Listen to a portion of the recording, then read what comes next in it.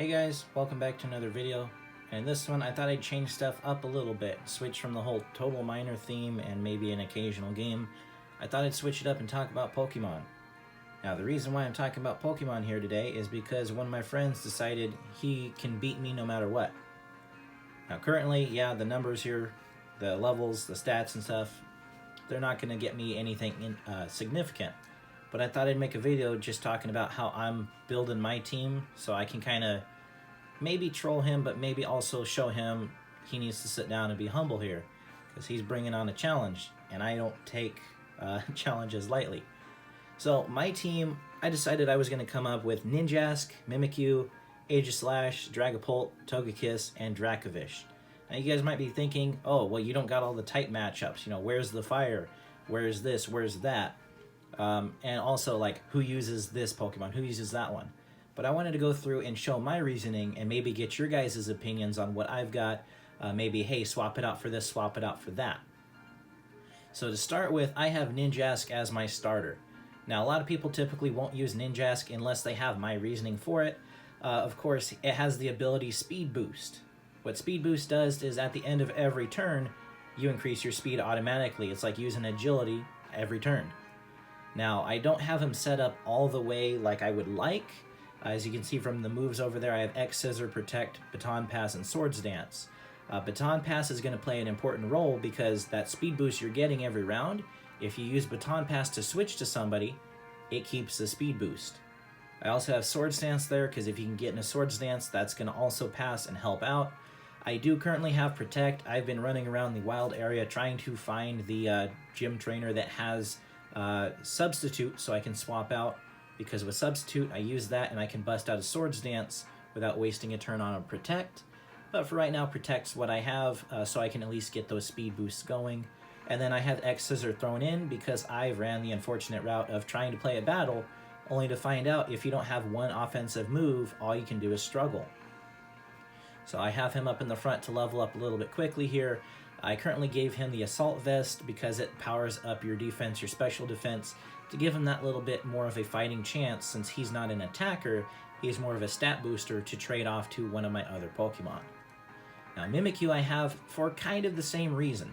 He has the ability Disguise, which pretty much lets him take one hit up front, not even, feel it, not even tickle him. So with his idea, I am working on getting him Baton Pass as well to also pass his stats over, because he has the ability for Swords Dance just like Ninjask. But he also has Double Team. Not 100% confident that that will pass with Baton Pass, but I'm hoping so.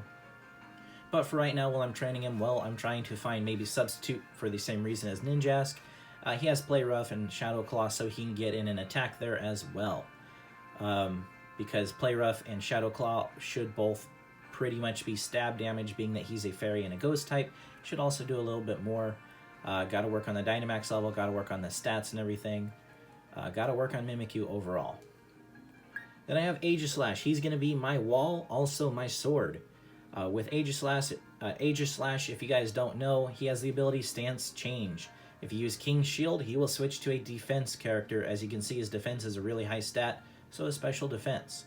The second you use an offensive move, like Iron Head or Sacred Sword, he switches to attack mode and his defense and attack stats pretty much switch. So he's a heavy hitter, also a heavy just kind of wall if you need to stop and heal out.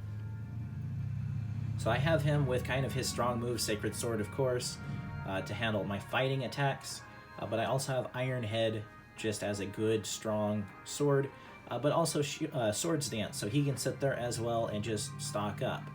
So if I feel like Aegislash might be my hitter for that round, I'll use Ninjask or Mimikyu to beef him up at the start, switch to him. I have Dragapult because of course you have to have Dragapult. He's really, really strong, really, really quick.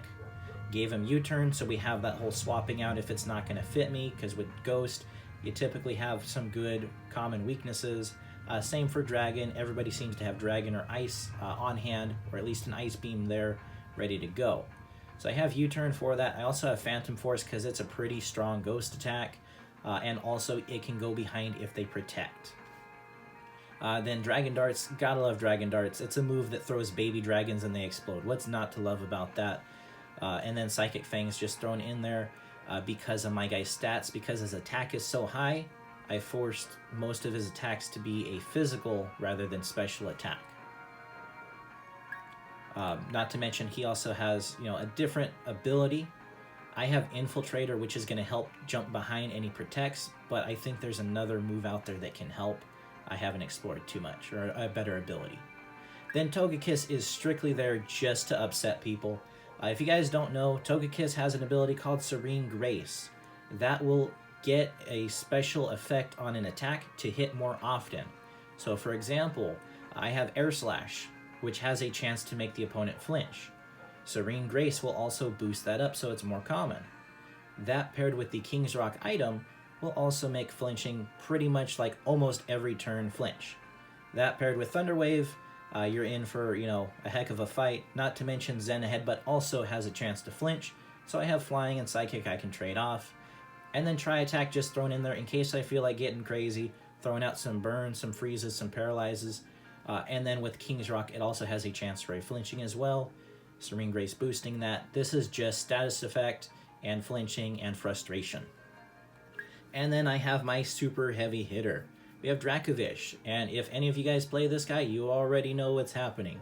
He's got a pretty high attack stat, but on top of that, his ability Strong Jaw makes any move that bites even stronger.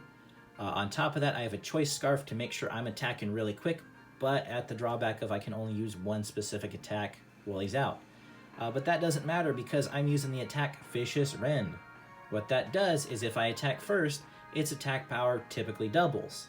That paired with the Choice Scarf that makes me attack first almost all the time, that pairs with a one-shot on almost anything. Even if it's strong against water, it still does reasonable damage. That paired with all my other bite moves in case I need to swap out for Ice, Psychic, or Dark. But that's the build I currently have. I've been swapping around, trying stuff. But I think this guy that challenged me, he knows I play offense. I kind of get rid of all the defensive moves, so typically I don't run something like Ninjask. I mostly go like heavy hitters because, why not? But if you guys feel like I need to change something here or, something else that might annoy him a little bit more, please let me know. He likes to go with the kind of goofy looking Pokemon, Dunsparce, Cramorant, that kind of style, just because he likes them for some reason.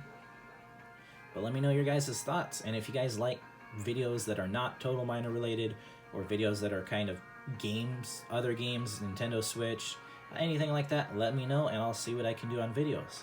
Thank you guys for watching. I'll see you next time.